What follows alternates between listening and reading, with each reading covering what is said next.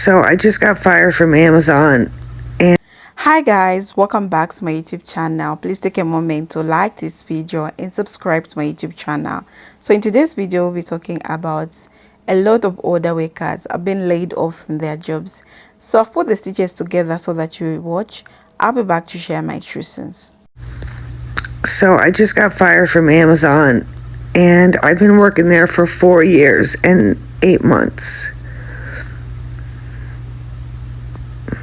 I didn't even do anything wrong. I wasn't wrote up for attendance. I wasn't time off task. I didn't have any write-ups at all. And I disagreed with some policies and tried to talk to my managers about it. They viewed it as insubordination. I didn't even do anything wrong.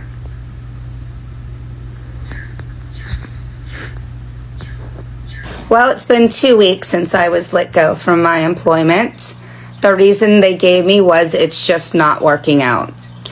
That reason didn't sit too well with me. I did email HR. I asked for an official letter of termination, as well as a reason as to why it wasn't working out. They did get back to me with the letter of termination. They did not explain why I was let go, which is fine. I mean, I honestly expected to not get an actual reason. It would have been nice. I would have liked to known why it wasn't working out. I would have taken it as corrective criticism. Anything that I need to improve on, in the future at future employment opportunities. So I am applying for jobs. I did have an interview last week and I have one tomorrow. It's just a very slow process. I applied for unemployment, but it's under review. So I don't have any income coming in. So this has been fun, but it is what it is, and not much I can do about it on my end, but just keep looking for a job. So I know not much of an update, but that's what I got. I got laid off from my job.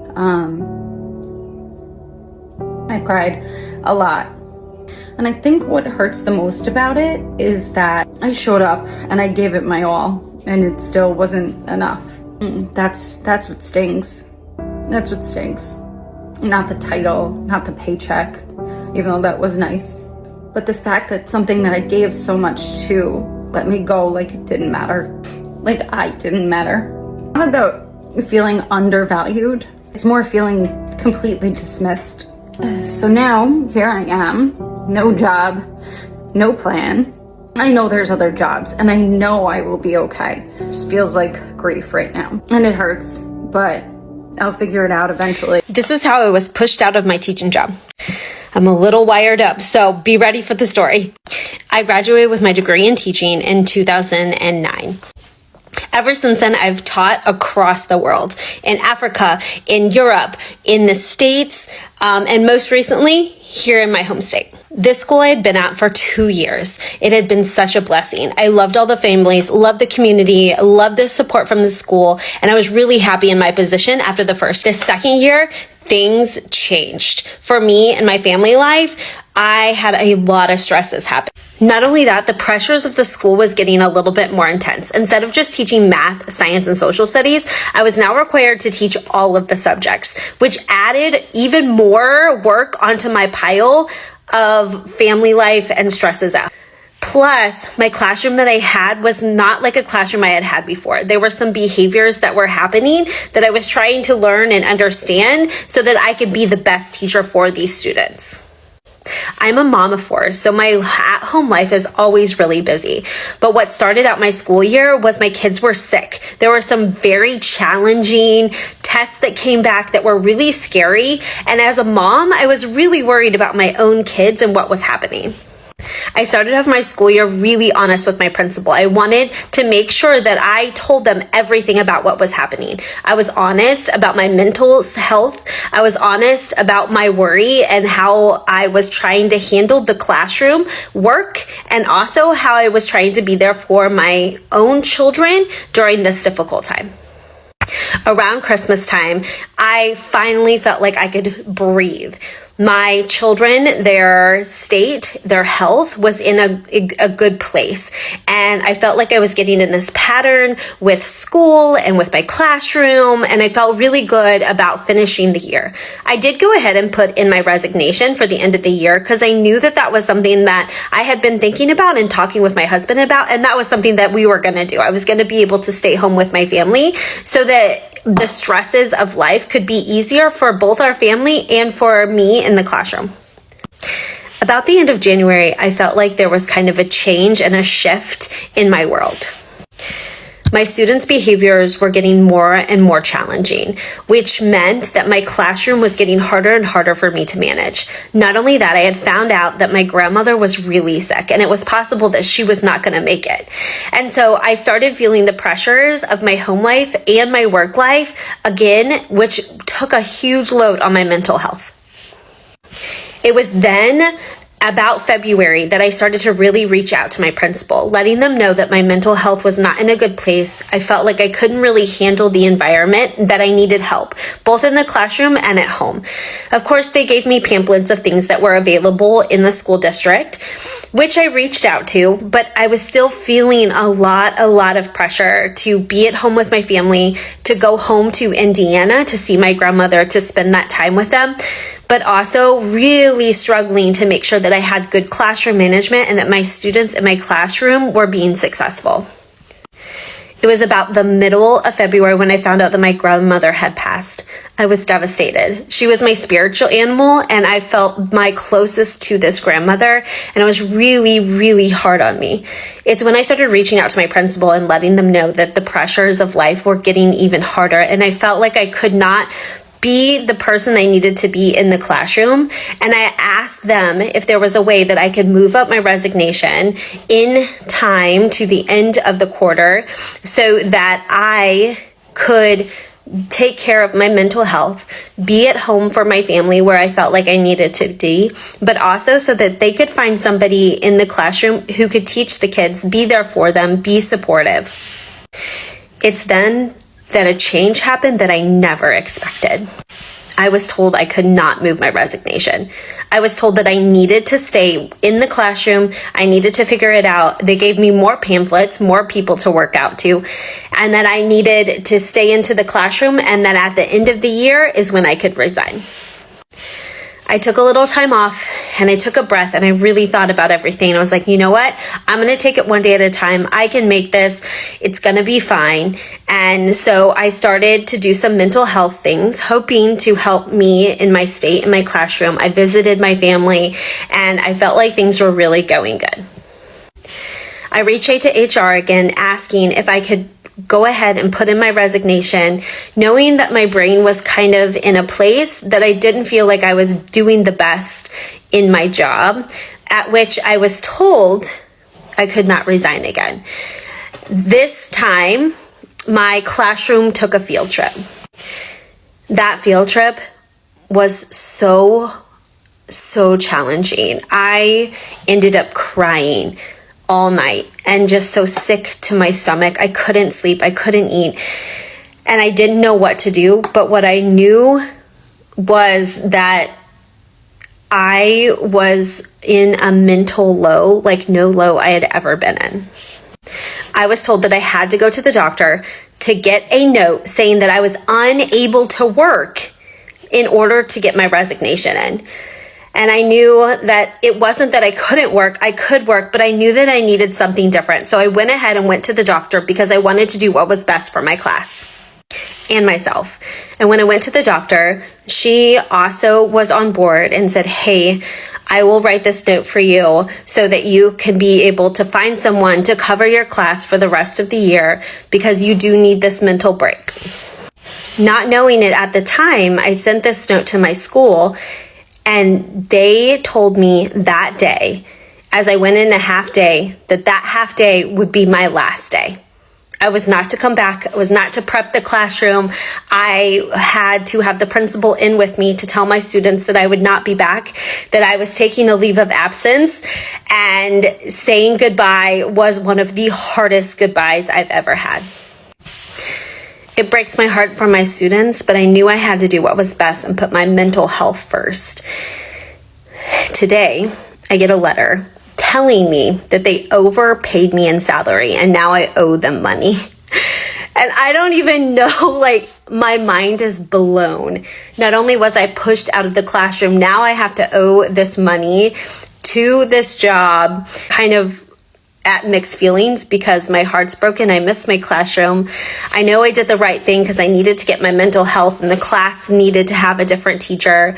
I know that that was right. I'm also kind of frustrated the way that the school district handled it. I also am just kind of shocked to get this, to have no contact with any of my kids. And to be honest, saying goodbye like that was really hard for me because I'm somebody who likes to feel the emotions and give time and process, and I wish I was able to do more for the teacher that was coming into my classroom. And maybe that's part of my anxiety and maybe that's part of my mental health, but I felt like I just left them unprepared. And so it has been really hard just to kind of have all these feelings and not know how to process them, down to the fact that it was okay and that maybe this is meant to be, this was a door closing. And working on my mental health and doing this energy challenge has been a blessing and has really focused my mindset. But it is one thing that I I never expected, and I continually have the hearts of my students and my families in my mind, and almost have like this disappointed feeling in myself at times. But I'm thankful for all of my AM and PM protocols that kind of help me wrap that around.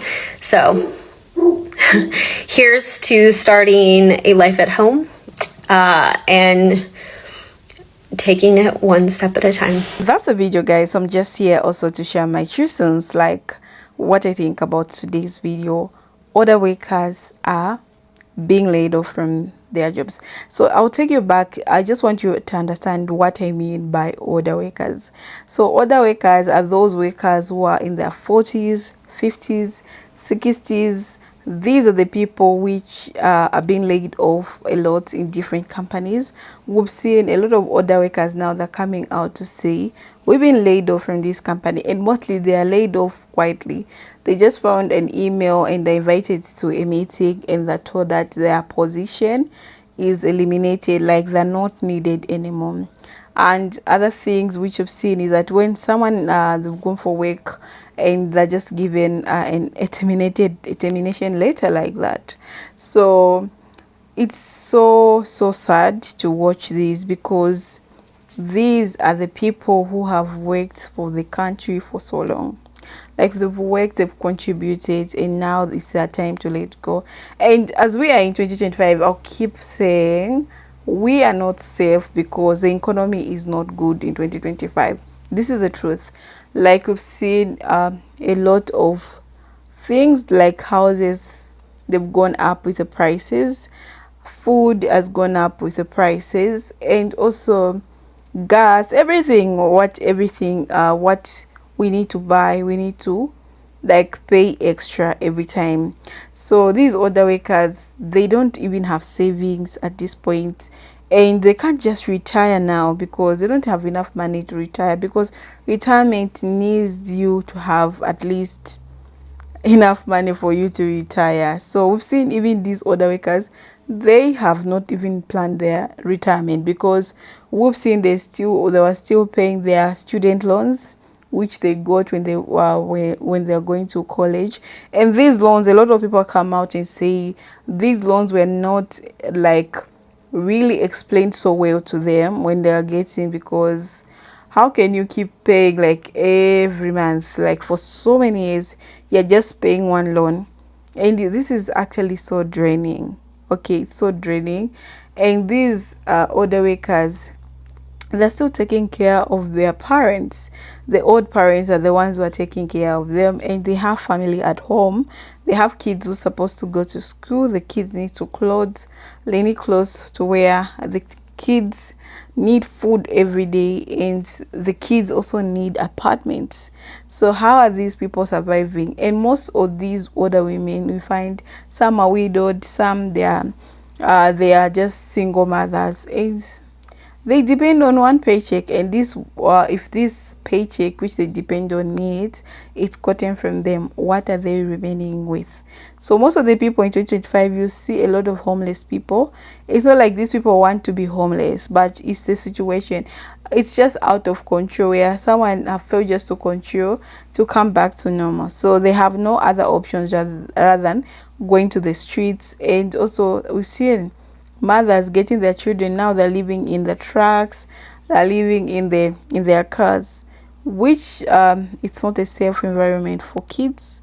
If I'm about to say that it's not a safe environment. These kids go to school the next morning and you sleep in the car. How are they going to concentrate at school? So it's kind of crazy.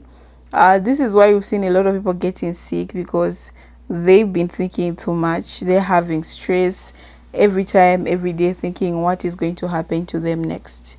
And when you see about this is happening, what is it telling us as the new generation? What is it telling us? Because we are also going to get old, and if older workers are treated like that, once you reach, even me, once I reach in the 40s, in the 50s, I'll be treated like that. Companies will just let me go because they feel like it's a new normal, and people can just be silent like that.